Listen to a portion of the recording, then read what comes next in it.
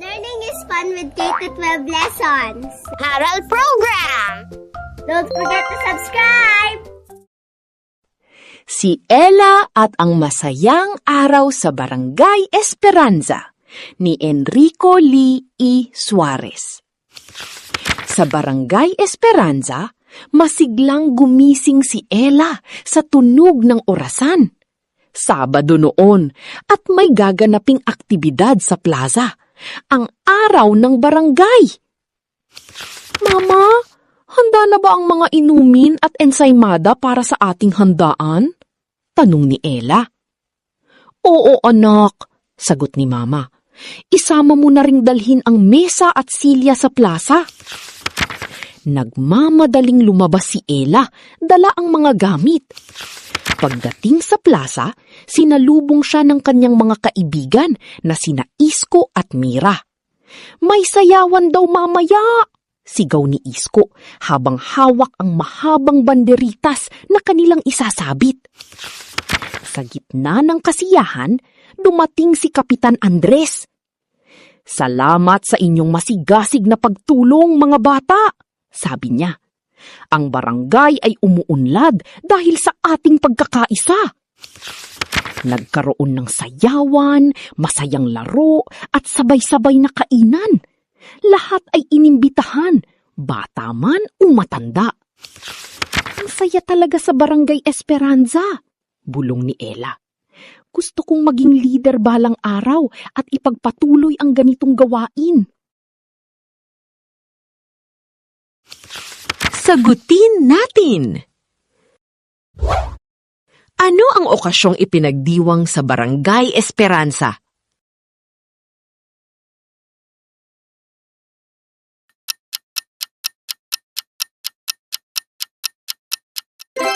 Ang ipinagdiwang sa Barangay Esperanza ay ang Araw ng Barangay.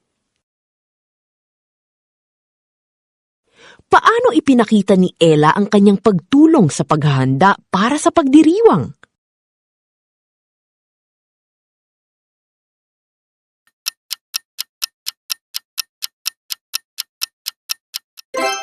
Ipinakita ni Ella ang kanyang pagtulong sa pamamagitan ng pagdadala ng mga inumin, ensaymada, mesa at silya papunta sa plaza. Ano ang sinabi ni Kapitan Andres sa mga bata at bakit niya ito sinabi?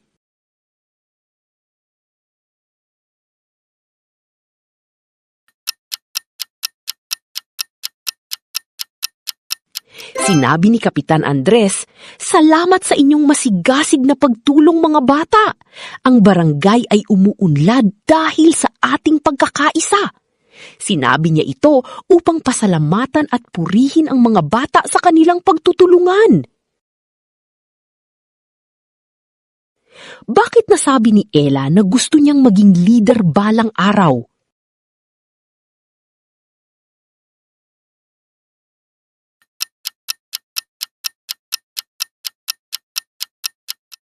Nasabi ito ni Ella dahil nakita niya ang kasiyahan at pagkakaisa ng mga tao sa barangay at nais niyang ipagpatuloy ang mga mabubuting gawain para sa komunidad.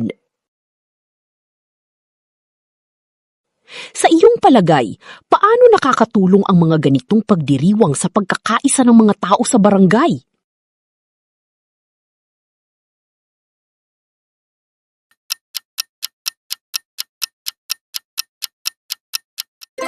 Ang mga ganitong pagdiriwang ay nakakatulong sa pagkakaisa dahil nagkakaroon ng pagtutulungan, pagkakaibigan at mas magandang samahan ang mga tao sa barangay. Nagiging mas malapit sila sa isa't isa habang sama-samang nagdiriwang. Kulayan ang mga larawang nagsisimula sa M.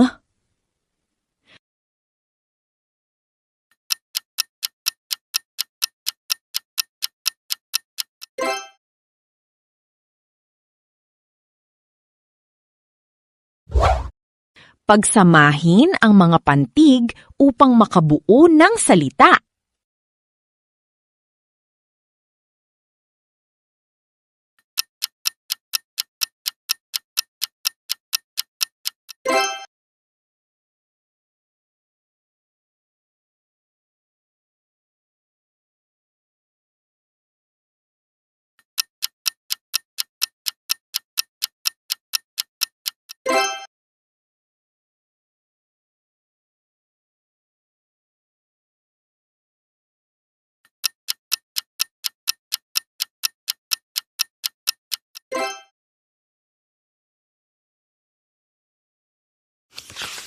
Bilugan ang malaking letrang A at ikahon naman ang maliit na letrang A sa bawat salita.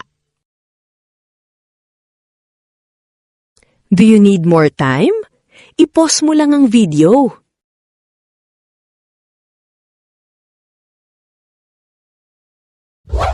Isulat ang nawawalang letra sa patlang.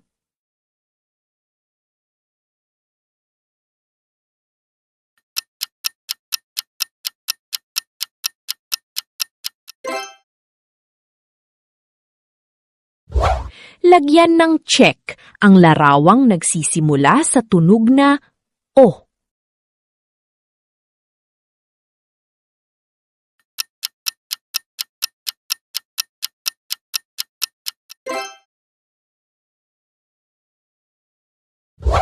Lagyan ng X ang larawang nagsisimula sa letrang I.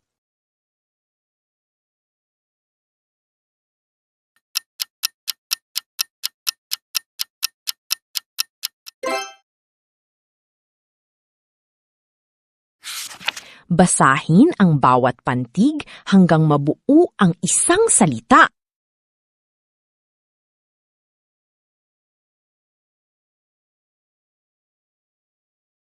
B, E, B, M, E, me, S, E, se. Ikaw naman ang magbasa.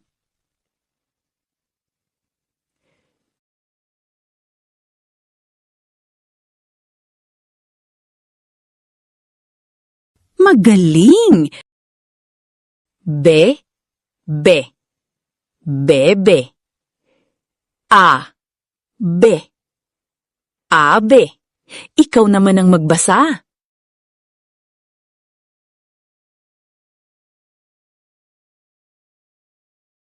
Magaling!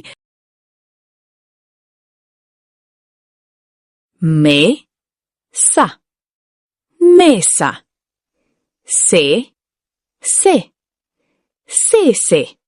Ikaw naman ang magbasa.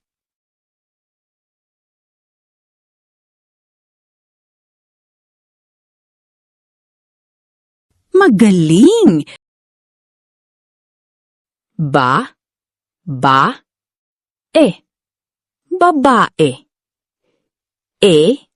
Ba. Eba. Be. Bibe. Ikaw naman ang magbasa.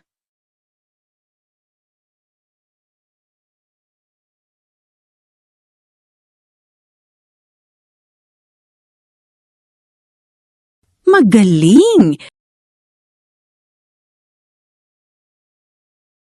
Eba at sese. Bibe ni abe. Mais sa mesa. Ikaw naman ang magbasa.